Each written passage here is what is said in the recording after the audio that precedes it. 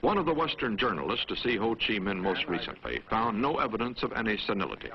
British newspaperman James Cameron. The door opens and in comes none other than Uncle Ho himself, looking, I must say, in uncommonly good form for a man of rising 76.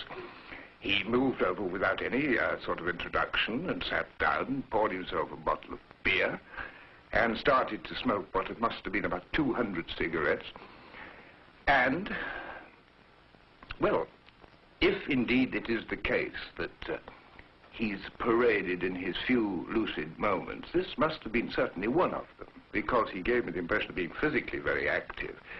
And certainly, in no sense did he talk like a gaga old character.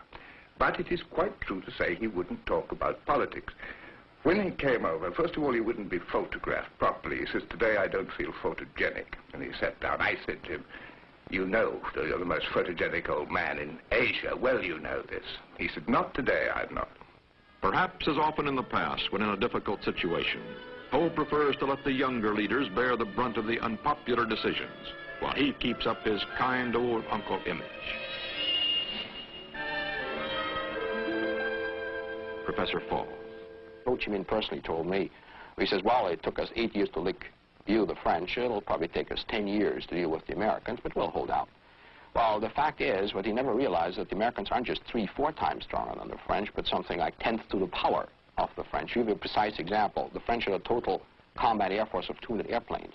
The United States uses 300 airplanes a day in some of those major raids. So very obviously, there's a great deal of agonizing reappraising going on in North Vietnam. So Ho Chi Minh makes those mistakes. But internally, what sounds to us as being extremely harsh or rough, you know, the American imperialists must leave Vietnam, that's what his people likes to hear. This is the sort of old give 'em hell Harry of President Truman.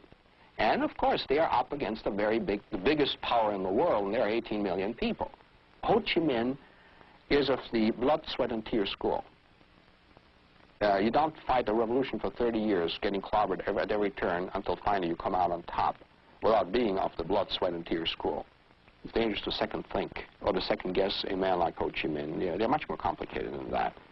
But I'm very much afraid that if Ho Chi Minh were to make up his mind that this is the war to see through, that he might just be the man to see it through too.